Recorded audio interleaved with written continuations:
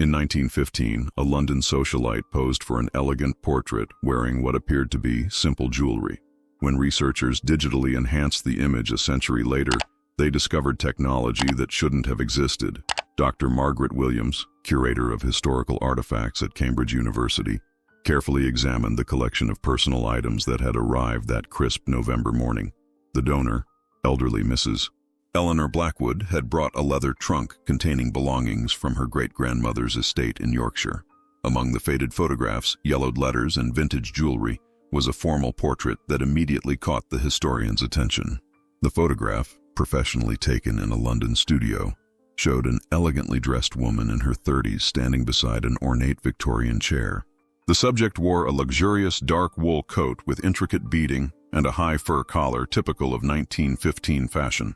Her posture was regal, her expression serious but confident, and her dark hair was styled in the Gibson girl fashion popular among upper-class women of the era. "This belonged to my great-grandmother, Victoria Pemberton," explained Mrs. Blackwood, her voice carrying the weight of family history. "She was quite prominent in London society before the Great War, but the family never spoke much about what happened to her during those years. She simply disappeared from all social records around 1916. When Dr. Williams began the routine digitization process for the university's archives, she noticed something extraordinary. Using high-resolution scanning equipment, she discovered that what appeared to be a simple decorative brooch on the woman's coat lapel was actually something far more complex and mysterious than anyone had ever realized. Under digital magnification, the small pin on Victoria Pemberton's coat revealed intricate details that defied explanation. What initially appeared to be a conventional piece of Edwardian jewelry was actually an elaborate miniature mechanism, with gears, tiny dials, and what looked like microscopic engravings covering its surface. The craftsmanship was extraordinarily precise, requiring technology that shouldn't have existed in 1915. Dr. Williams immediately contacted Professor James Morrison, a specialist in early 20th century British history at Oxford University. When she sent him the high-resolution images, his response was immediate and filled with astonishment. "Margaret, this is absolutely extraordinary. The level of miniaturization and mechanical complexity in this pin is decades ahead of anything that was possible in 1915. Further examination revealed even more puzzling elements. The pin appeared to have tiny moving parts, and what looked like a small lens or crystal at its center. Around the edges were symbols that didn't match any known Victorian decorative patterns. Instead, they resembled technical diagrams or possibly even a form of coded communication system. The precision required to create something like this would have needed manufacturing techniques that weren't developed until the 1940s or 1950s, Professor Morrison explained during their video conference. Yet here it is, clearly visible in a photograph taken 30 years earlier. The mystery deepened when Dr. Williams noticed that Victoria's pose in the photograph seemed deliberately positioned to showcase the pin. Her hand was placed precisely to avoid obscuring it, and the studio lighting had been arranged to highlight the piece. This wasn't accidental. Someone had wanted this unusual object to be clearly documented and preserved for posterity. Dr. Williams began an exhaustive search through British historical records to learn more about Victoria Pemberton and her mysterious circumstances. The initial research revealed that Victoria had been born Victoria Ashford in 1884 to a wealthy textile manufacturing family in Manchester. She had married Charles Pemberton, a respected banker, in 1908, and the couple had established themselves prominently in London's high society circles. However, the records became increasingly puzzling as Dr. Williams delved deeper into Victoria's life during the war years. Society pages from 1914 and early 1915 frequently mentioned Victoria attending charity galas, hosting dinner parties for military officers, and organizing fundraising events for wounded soldiers. Then, abruptly in late 1915, all mentions of her disappeared completely from newspapers and social registers. It's as if Victoria Pemberton simply vanished from public life, Dr. Williams noted while reviewing newspaper archives at the British Library. One day she was hosting a charity auction for war widows, and then nothing. No death notices, no travel announcements, no social appearances. She just stopped existing in the public record. Even more intriguing, Charles Pemberton's business records showed regular financial transactions continuing throughout 1916 and 1917, but with no mention of his wife.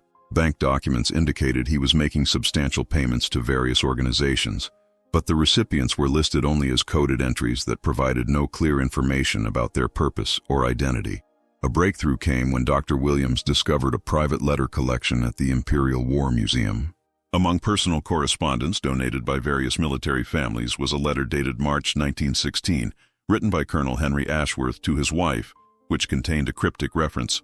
The Pemberton woman's work continues to be invaluable, though I pray her methods remain undetected by enemy agents. The mention of enemy agents in Colonel Ashworth's letter led Dr. Williams to investigate possible connections between Victoria Pemberton and British intelligence operations during World War I. This research required special permissions to access classified historical documents that had only recently been declassified by the British government after remaining secret for over a century. The War Office files revealed an extraordinary hidden history. Victoria Pemberton had been recruited in early 1915 by the newly formed intelligence division that would later become MI6. Her social position and connections made her an ideal candidate for gathering information from foreign diplomats and suspected German sympathizers who frequented London's elite social circles. Victoria wasn't just attending parties during 1915, Dr. Williams discovered in a confidential memorandum. She was conducting sophisticated intelligence operations while maintaining her cover as a society hostess. Her disappearance from public life coincided with her assignment to a highly classified mission that took her deep undercover. The files also revealed that Victoria had been equipped with cutting-edge surveillance technology developed by the British military's Experimental Research Division. The mysterious pin on her coat wasn't jewelry at all. It was an advanced recording device capable of capturing conversations and photographing documents without detection. A technical specification document from 1915 described the device as a miniature phonographic recording apparatus disguised as ornamental jewelry, capable of documenting up to 30 minutes of conversation with remarkable clarity. The technology had been developed in absolute secrecy by a team of inventors working directly for British intelligence, years before similar devices would become publicly known. The document also explained Victoria's sudden disappearance. Agent Pemberton has been selected for extended deep cover operations in occupied Belgium, where her linguistic abilities and social skills will be invaluable for establishing contact with resistance networks and gathering intelligence on German military movements. Declassified intelligence reports revealed that Victoria Pemberton had undertaken one of the most dangerous missions of World War I. Under the assumed identity of Marguerite Dubois, a French refugee, she had infiltrated German-occupied Belgium in late 1915 to establish communication networks with Belgian resistance fighters and British prisoners of war. The mission required extraordinary courage and preparation. Victoria had spent months learning to speak French with a convincing regional accent, studying Belgian customs and geography, and memorizing detailed cover stories that would withstand German interrogation. Her sophisticated recording pin allowed her to document German troop movements, supply routes, and military plans without arousing suspicion. Victoria's work in Belgium saved hundreds of British lives. Dr. Williams read from a classified after-action report. Her intelligence reports enabled successful rescue operations for 47 Allied prisoners of war and provided crucial information that prevented 3 major German offensives from achieving strategic surprise.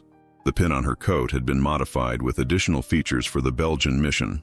Beyond its recording capabilities, it contained a hidden compass, a small amount of emergency medicine, and a coded message system that allowed Victoria to communicate with British handlers through seemingly innocent jewelry adjustments. One particularly dramatic episode occurred in February 1916, when Victoria narrowly avoided capture by German security forces during a raid on a safe house in Brussels. According to the intelligence files, she had been meeting with resistance leaders when German soldiers surrounded the building. Using her social skills and quick thinking, she convinced the German officers that she was merely a French woman seeking shelter, and they allowed her to leave without searching her thoroughly enough to discover the recording pin. The mission reports also revealed that Victoria had established a network of female operatives throughout occupied Belgium, all equipped with similar recording devices disguised as jewelry, hair accessories, and clothing ornaments. Dr. Williams contacted Dr. Sarah Chen, a specialist in the history of recording technology at the Science Museum London, to analyze the technical specifications of Victoria's remarkable pin.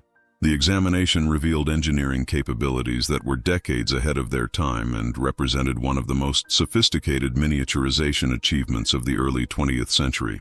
The level of precision in this device is absolutely extraordinary for 1915, Dr. Chen explained while reviewing the technical documents.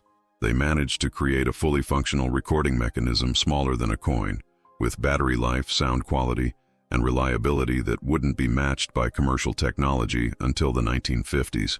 The pin incorporated several revolutionary innovations. The recording mechanism used a microscopic needle system that etched sound waves onto a thin metal disc no larger than a button. The device was powered by an early battery design that used materials not commonly available until decades later. Most remarkably, the pin included a primitive but effective amplification system that could capture whispered conversations from several feet away. What makes this even more impressive, Dr. Chen continued, is that they built these devices in secret, without the benefit of mass production or established manufacturing processes. Each pin was essentially handcrafted by master technicians working in concealed workshops. The research revealed that only 12 of these recording pins were ever manufactured, making Victoria's device one of the rarest technological artifacts from World War I. The other devices had been lost, destroyed, or remained classified in government collections, making the discovery in Victoria's photograph extraordinarily significant. The technical files also showed that the pin's design had influenced later developments in surveillance technology. Several innovations pioneered for Victoria's mission were later incorporated into post-war intelligence equipment and eventually contributed to the development of modern recording devices. As Dr. Williams continued her research into Victoria's intelligence work, she uncovered evidence of an extensive network of female operatives that had been operating throughout Europe during World War I. Victoria hadn't been working alone. She had been part of a sophisticated organization of women who used their social positions and perceived harmlessness to gather crucial intelligence for the Allied forces. The declassified files revealed the existence of the Ladies' Auxiliary, a cover name for what was actually one of the most effective intelligence networks of the war. The organization recruited women from high society across Britain, France, and neutral countries, training them in espionage techniques and equipping them with advanced surveillance technology disguised as fashionable accessories. These women were operating in plain sight, Dr. Williams discovered in a comprehensive operational report. While military intelligence focused on obvious targets, the Ladies' Auxiliary was gathering information from diplomatic receptions, society gatherings, and cultural events where important decisions were discussed openly. The network had been remarkably successful. Their intelligence had contributed to several major Allied victories, including advance warning of German submarine attacks, detailed information about new weapons development, and crucial insights into German strategic planning. The women's reports had been so valuable that they were briefed directly to senior military commanders and government officials. Victoria's role within the network had been particularly important because of her technological expertise and her ability to train other operatives in using the sophisticated recording equipment. She had established training programs where society women learned to operate the hidden devices while maintaining their social personas. One fascinating document revealed that the Ladies' Auxiliary had developed its own communication codes based on fashion and social customs. The arrangement of jewelry, the choice of flowers at social events, and even the scheduling of tea parties conveyed complex intelligence information to trained operatives throughout the network. The research took a dramatic turn when Dr. Williams found evidence that Victoria's mission had been compromised in early 1917, leading to a deadly cat-and-mouse game with German counterintelligence agents who had begun to suspect the existence of the Ladies' Auxiliary network. German intelligence files, captured after the war and only recently made available to researchers, revealed that enemy agents had identified unusual patterns in British intelligence gathering and had begun investigating prominent society women who had access to sensitive information. The Germans were getting close to discovering our entire operation, Dr. Williams read from an urgent intelligence memo dated March 1917. Agent Pemberton's cover has been partially blown, and we must extract her immediately or risk losing our entire Belgian network. The extraction operation had been extraordinarily complex and dangerous.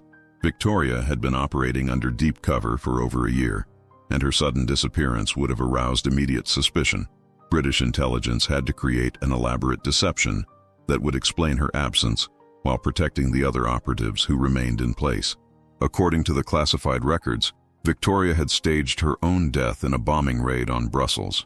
British agents had arranged for false documentation showing that Marguerite Dubois had been killed when German artillery struck a civilian shelter.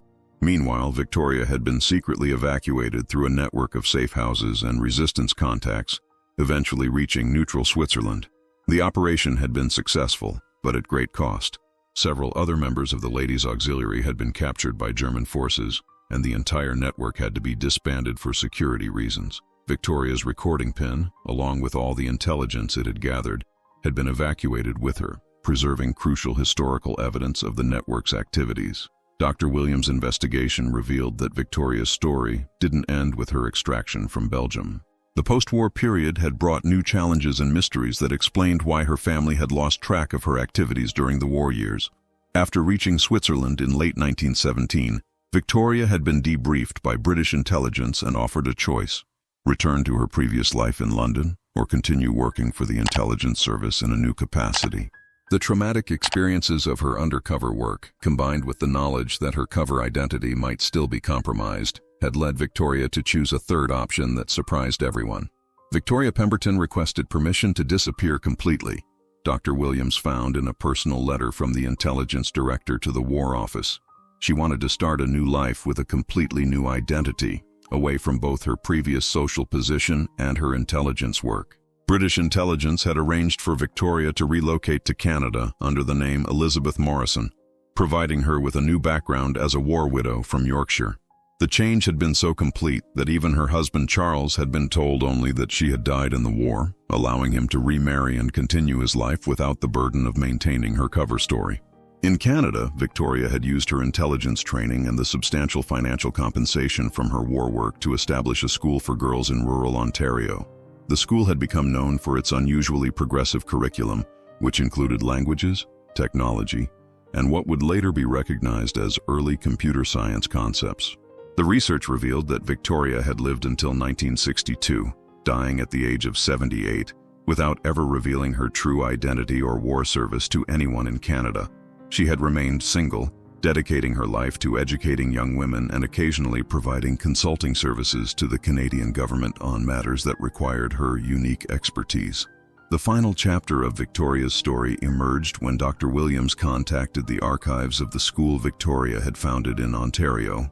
The Morrison Academy for Girls had closed in 1970, but its records had been preserved by the provincial government and contained extraordinary revelations about Victoria's post-war life and the lasting impact of her wartime service. Among the school's documents was Victoria's personal journal, written between 1920 and 1960, which provided the missing pieces of her remarkable story. The journal revealed that she had never stopped working in intelligence, but had evolved her mission to focus on preparing the next generation of women for roles in technology and national service. "I realized that the war had shown me something important," Victoria had written in 1925. "Women are capable of extraordinary things when given the proper training and equipment. My work now is to ensure that future generations of girls are prepared for whatever challenges their world may face." The school's curriculum had been revolutionary for its time, including courses in mathematics, science, engineering, and what Victoria called practical problem solving. Many of her students had gone on to play crucial roles in World War II, working in code-breaking, engineering, and intelligence roles that drew directly on the skills Victoria had taught them. Most remarkably, Victoria had preserved her recording pin throughout her life, along with detailed documentation of its technology and the intelligence network it had supported. In her will, she had left instructions that these materials should be donated to Canadian military historians 50 years after her death, ensuring that the story of the Ladies' Auxiliary would eventually be told. "The pin on my coat in that 1915 photograph represents more than advanced technology," Victoria had written in her final journal entry. "It represents the courage of ordinary women who chose to do extraordinary things when their world needed them most. I hope that someday, when the story can be safely told, it will inspire other young women to believe that they too can change the world." Dr. Williams' research had not only solved the mystery of the unusual pin, but had also uncovered one of the most remarkable untold stories of World War I, demonstrating how advanced technology and female courage had combined to create an intelligence network that helped change the course of history.